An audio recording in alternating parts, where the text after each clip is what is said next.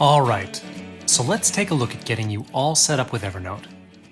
Setting up Evernote, and frankly, using Evernote is very easy. This is one of the main reasons why it's such a great tool. So the first thing you'll want to do is go to www.evernote.com.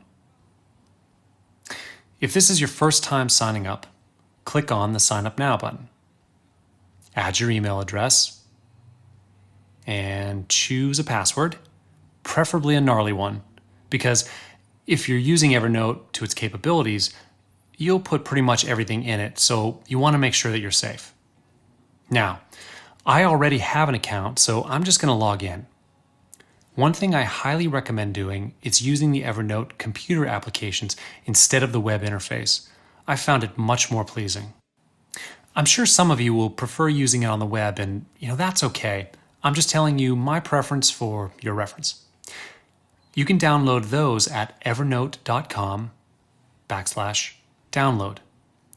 It should download immediately. If not, a quick Google search will get you to where you need to be. So I'm working on a Mac, but whatever your platform, once the file downloads, go ahead and open it up and follow the native install process. Before we get to the app, let's just take a quick look at the account types and settings. Take a look down in the bottom left corner of your screen. You see the little initial which corresponds to the first letter of your sign-in name? Click on that to open your account info. Now, go ahead and click on the settings. What you see at the top is your account summary. Now, Evernote offers a few different tiers, and I actually use the premium version because it is essential to organizing my life. And the added features are things that I cannot go without. Though I found it completely worth it to upgrade, I'm not advocating that it is absolutely necessary. What I would suggest is try the basic free version on for size. Make sure Evernote is a good fit for you before you purchase it. Then, if you decide the features are a priority later on, you can purchase them then.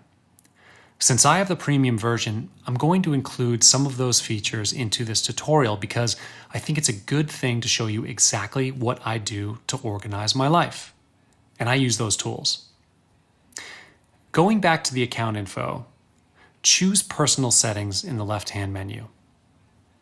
Here, you'll find Language Preferences and Correspondence Preferences. Just go ahead and choose whatever's best for you. Now, the more you let Evernote email you, the more practice you'll get sorting them using the Getting Things Done method. From the menu, you can also access your profile information, your security settings, and even access history. I'll let you explore all this on your own. If you haven't already installed the application on your computer and you'd like to, please go ahead and install it now.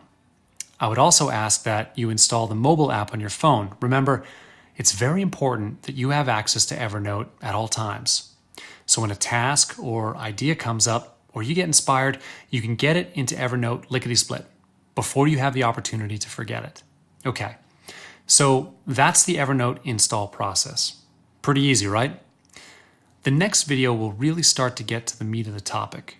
We're going to explore the Evernote interface, so let's go do it.